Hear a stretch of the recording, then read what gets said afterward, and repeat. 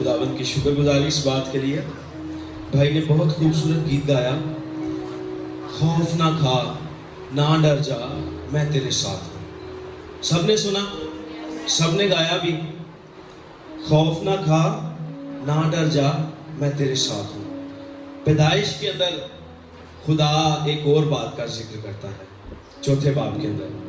वहाँ पे खुदा कहता है कि गुनाह दरवाजे पर दबका बैठा है, गुनाह दरवाजे पर दबका बैठा है और तेरा मुश्ताक है, पर तू उस पर गालिब आ, क्योंकि मैं तेरे साथ हूँ। हालेलुया।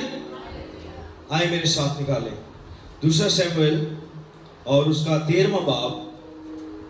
इसके अंदर हमें जिक्र मिलता है एक वाक़े का, दो बहन भाइयों का, अमनून और तिमर का। इसकी पहली आयत में लिखा है, और इसके बाद ऐसा हुआ कि दाऊद के बेटे अबीसलोम की एक खूबसूरत बहन थी जिसका नाम तिमर था। उस पर दाऊद का बेटा अमनून आशिक हो गया। इसके बाद ऐसे होता है कि इसके दिल के अंदर, इसकी सोचों के अंदर शैतान समा गया है, और आगे लिखा है ये कमज़ोर पड़ता जाता है। और फिर इसी का चचाजाद भाई इनू चौकदा है, और फिर एक मंसूबा बनाते हैं। दाऊद इसके पास आता है, बीमारी का बहाना करता है, उसको कहता है मेरी बहन को मेरे पास भेज ताकि वो अपने हाथों से फुलके बना के मुझे खिलाए, क्योंकि वो दवाई है। इसी तरह का वो पेश कर रहा है मंजर सारा कि उसके फुलके खाने से मैं ठीक हो जाऊंगा। और फिर वो आती है, और उसके बाद 11वीं आयत में लिखा है, और जब वो उनको उसके नज़दीक लेकर गई, खाना वगैरह उसने बना लिया, लिखा है नज़दीक लेकर गई कि वो खाए, तो उसने उसे पकड़ लिया और उससे कहा ऐ मेरी बहन मुझसे वसल कर। 12वीं आयत में लिखा है, उसने कहा नहीं मेरे भाई मेरे साथ जबर ना कर, क्योंकि इसराइलियों में ना कोई ऐसा काम नहीं होना चाहिए, तू ऐसी हिमाकत ना कर, और भला मैं अपनी रुसवाई कहाँ लिए फिरूंगी, और तू भी इसराइलियों में अहमकों में से एक ही मानी ठहरेगा। सो तू बादशाह से अर्ज कर, क्योंकि वो मुझको तुझसे रोक नहीं रखेगा। लेकिन उसने उसकी बात ना मानी, और चूंकि वो उससे जोर आवर था इसलिए उसके साथ जबर किया और नारवा सलूक किया। ये सारे हिस्से को पढ़ने का मेरा मतलब ये है कि आज भी ऐसा इब्लीस शर पैदा करता है इंसानों के अंदर।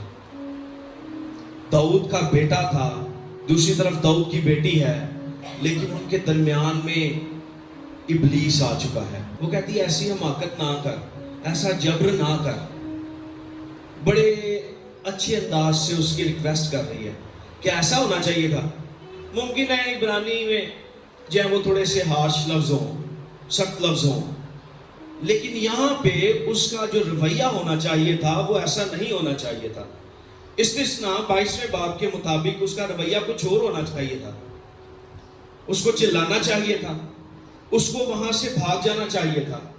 यकीनन मेरा मानना है कि शरीयत उस वक्त लिखी जा चुकी थी और उसको इस बात की खबर होगी कि यूसुफ ने क्या किया ऐसी हालत के अंदर। वो उस जगह को छोड़कर भाग गया। दाऊद भी इस बात से वाकिफ था। दाऊद टहल रहा था ऊपर, गुनाह दरवाजे पे इंतजार कर रहा था उसका, किदों ए मेरे हथी लगे ते मैं इन्हू फाड़ के सुट दवा। और यही हुआ।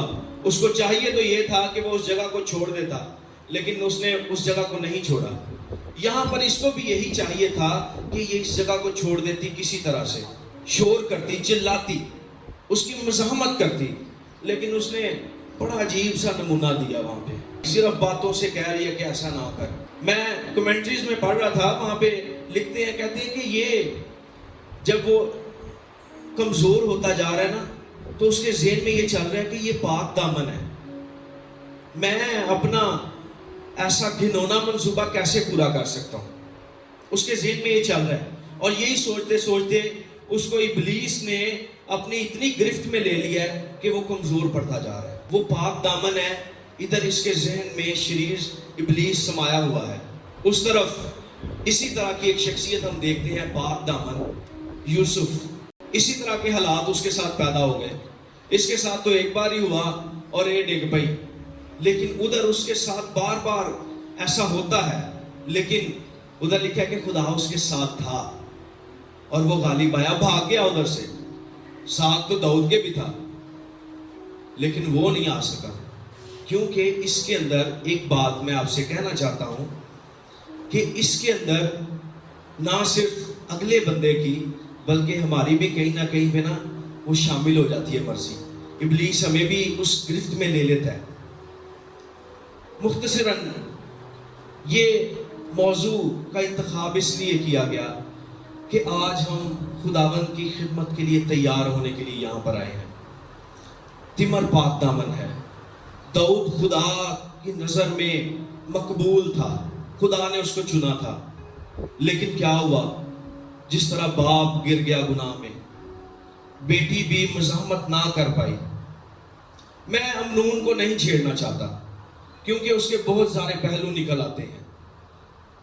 میں صرف تمر پہ رہنا چاہتا ہوں کہ تمر کو وہاں پر کیا کرنا چاہیے تھا. آپ کے ذہنوں میں یہ چلنا شروع ہو گیا ہوگا. آپ اس کے بعد بھی یہ سوچ سکتے ہیں کہ اس کو کیا کرنا چاہیے تھا.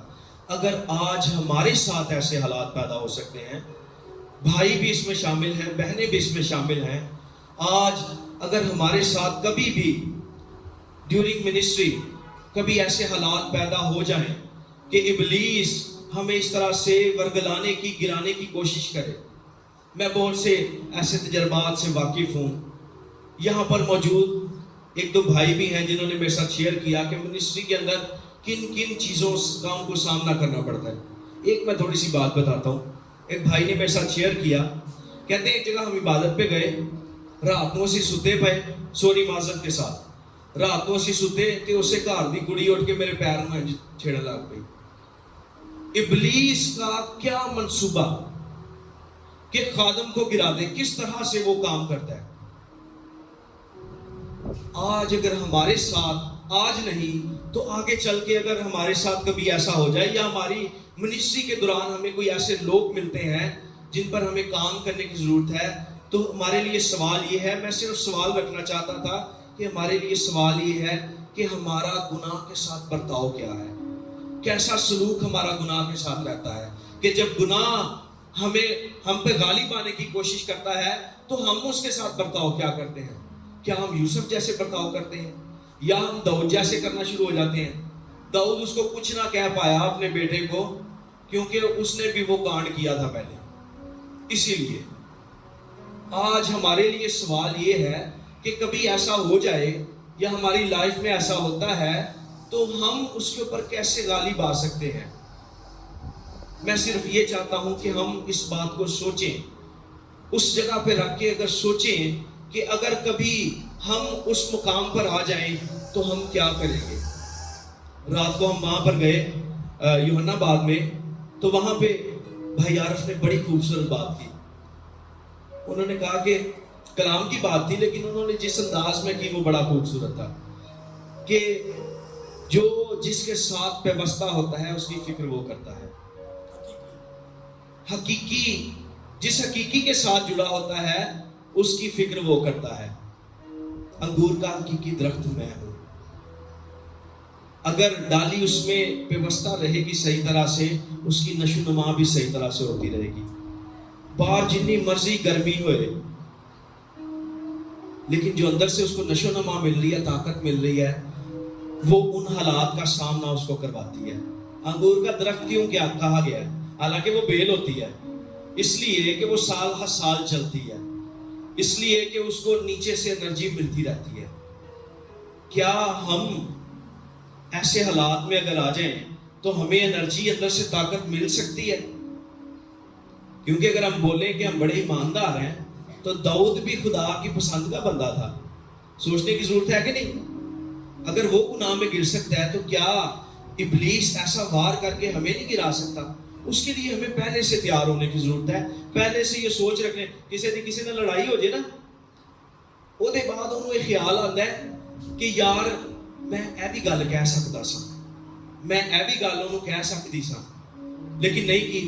اچھا پھر ہم سوچتے کیا ہیں, ہم اگلی بار ایسا کریں گے, جے انہیں اگلی باری مینوں چھیڑ دیتا نا پھر اگلی باری میں انہوں اے جواب دینا کیونکہ مینوں اودیاں اینا گلاں دا پتہ ہے. ہمیں اسی طرح سے پہلے سے تیار رہنے کی ضرورت ہے کہ اگر وہ ابلیس جو دروازے پہ دبکا بیٹھا ہے, خاموشی سے بیٹھا ہے, کسی کو معلوم نہیں ہوتا کہ ایتھے بہ کے میرا انتظار کر رہے ہیں. وہ اگر کبھی حملہ کرنے لگے تو ہمارے پاس کیا ڈھال, کیسی سپر موجود ہے کہ ہم اس وار سے بچ سکیں. اور یہ روح القدس کے بغیر تو ہو نہیں سکتا, لیکن آپ کے پاس موجود ہونا چاہیے اس کا جواب کہ میں اس کے ساتھ کس طرح سے برتاؤ کروں گا, یا میں اس کے ساتھ کس طرح سے برتاؤ کروں گی. تھینک یو سو مچ. آئیں اپنے سروں کو جھکائیں گے اور خداوند سے کہیں گے کہ خداوند, پہلے نمبر پہ تو مجھے آزمائش میں نہ لا, اور دوسرے نمبر پہ اگر کبھی ایسا ہو جائے تو مجھے اس کے لیے ابھی سے تیار کر دے, تاکہ آنے والی زندگی کے اندر بھی اور اس موجودہ حالات کے اندر بھی میں ابلیس کا سامنا کر سکوں.